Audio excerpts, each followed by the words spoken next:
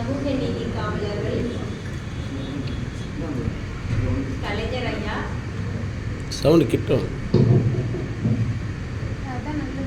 மற்றும் பிபி சிங் அவர்களின் பிறந்த நாளை முன்னிறுத்தி இப்படி ஒரு அழகான தலைப்பில் பெண் எனும் பிள்ளை பெறும் கல்வி என்ற நூலை எழுதிய ஆசிரியருக்கு எனது வாழ்த்துக்களும், இங்கு வந்திருப்ப என்னை அழைத்த தோழர் தீனா சகோதரர் அவர்களுக்கு எனது நன்றி.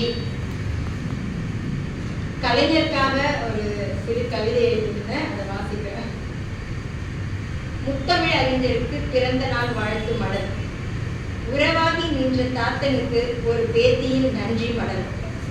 இரத்த உறவில்லை நீ, ஆனாலும் உன்மேல் அளவற்ற அன்பு. கருவுற்ற என் தாயவள் பட்டினியில் பரிதவிக்க, கால் வயிறாது குடித்திட நீ தந்த சிறு நிதி. கருவிலே உன் முதல் அன்பை பெற்றேன். ஏழை இவளுக்கு ஏட்டுக்கல்வி தேவையா என வீட்டுக்குள் குட்டுப்பட்டவளை, 8ஆம் வகுப்பாது படி உன் திருமணம் என் செலவில் என நீ கூற, கனவென்ற கல்வியை மேல் படிப்பு வரை இலவசமாக பெற்றேன்.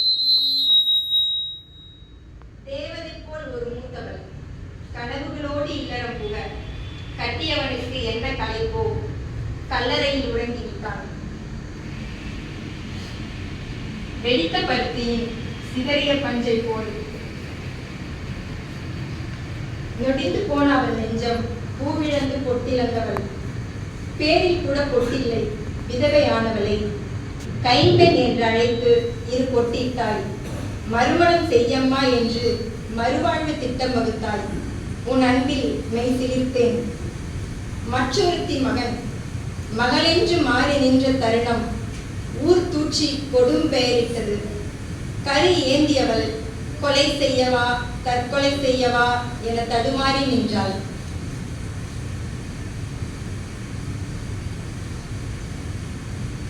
திருநங்கை திருநம்பி என அவள் பிள்ளைக்கு நீ பேரிட, 3ஆம் பாலினம் தெய்வத்தின் பிள்ளை என கண்ணியமாய் நடமாடிட செய்தாள் சிலானித்தேன்.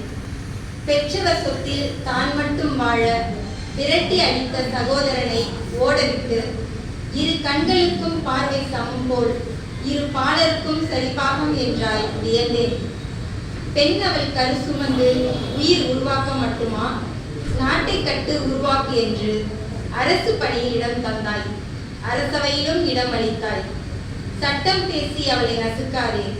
கண்கள் கட்டப்பட்டாலும் கைகளில் ஏந்திய தராசு சமநிலை மாறாது காப்பாள் என நீதித்துறையிலே பெரும் பதவி தந்தாய்.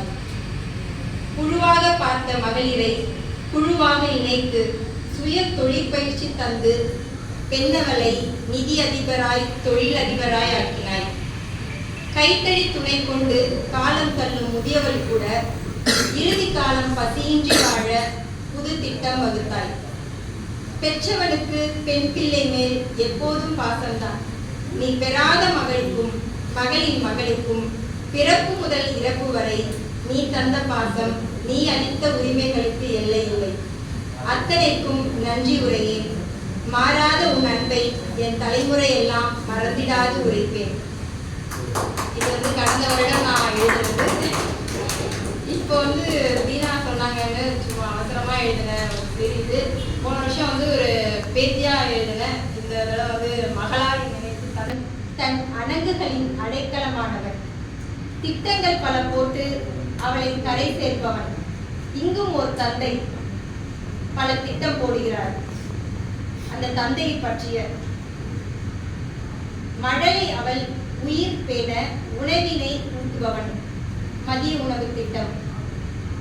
மடவரல் மலரிதழ் முதற் சொல் உதிர்த்ததும் கல்வி எனும் அறிவை விதைப்பவன்.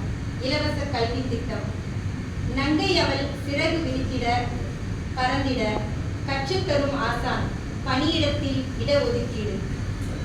மங்கை அவள் தன்னைத்தானே காத்திட அரண் அமைத்திடும் அரசன், மகளிர் காவல். வஞ்சி அவள் மனமுடித்திட பொற்காசு வழங்கிடும் வள்ளல், திருமண நிதி உதவி திட்டம், மறுமணம் கலப்பு மன திட்டம். அறிவை அவள் தாய்மையினை தாங்கிட தேவைகளை தீர்த்திடும் மருத்துவன், கர்ப்பிணி பெண்கள் ஊட்டச்சத்து திட்டம், 24 மணி நேர மருத்துவ சேவை திட்டம். தெரிவை அவள் தன் தனித்திறனை காத்திட கரம் கொடுக்கும் தோழமை மகளிர் சுய உதவிக்குழு. பேரிளம் பெண் நலன் பேணி முதுமையில் தன் தேவையினை ஆற்றிக்கொள்ள கரம் நீட்டி அரவணைக்கும் பிள்ளை முதியோர் ஓய்வூதிய திட்டம். இப்படியெல்லாம் பெண்ணவளை பேணி காக்கும் தந்தையவன் ஒருவன். பெண்ணவளின் இருநிலை போக்கிடும் சூரியன். எம் மண்ணில் எமக்காய் ஒளிர்வித்த தீச்சுடர் கலைஞன் அவர். பெண்